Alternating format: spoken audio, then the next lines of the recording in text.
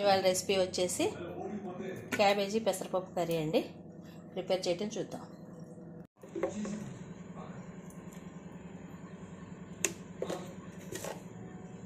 కొంచెం సాల్ట్ వేసి బాయిల్ చేసుకుందామండి. ఇది బాయిల్డ్ అయిన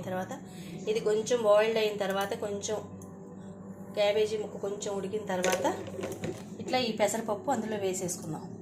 అప్పుడు రెండు బాయిల్ అయిపోతాయి. అప్పుడు కర్రీ ప్రిపేర్ చేసుకుందాం. పెసరపప్పు కూడా ఇందులో వేసేసామండి. ఇట్లా అదిగో పెసరపప్పును ఇది రెండు కొంచెం బాయిల్డ్ అయిన తర్వాత తీసి కర్రీ ప్రిపేర్ చేద్దాం. ఆనియన్ పచ్చిమిర్చి కట్ చేశానండి. ఉప్పు పెట్టేసేసి నూనె పోసాను. ఇందులో పచ్చిమిర్చి ఆనియన్ ముక్కలు వేసేసుకోండి. ఇందులో ఆవాలు, జీలకర్ర, కొంచెం పసుపు వేసుకోండి.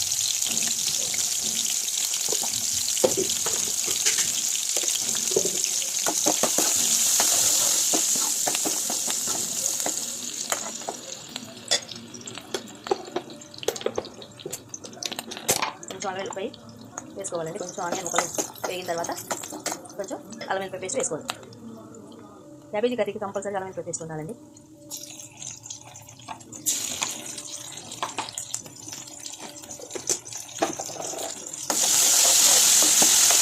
ఇప్పుడు ముక్కలన్నీ ఇందులో వేసేసుకోండి. ఇలా బాయిల్ చేసిన ముక్కలన్నీ వేసేసుకోండి.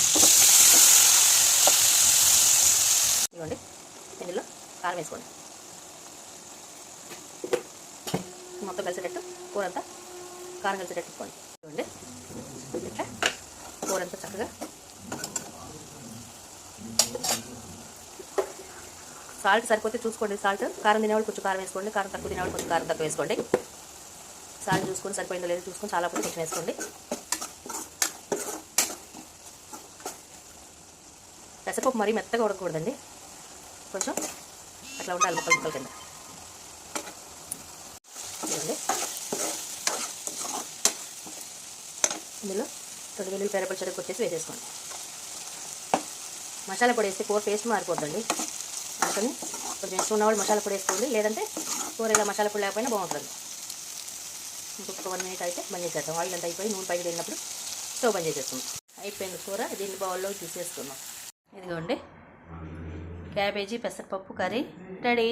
అందరి ఇళ్ళల్లో రెడీ చేసుకోండి. టేస్ట్ చేయండి. బాయ్.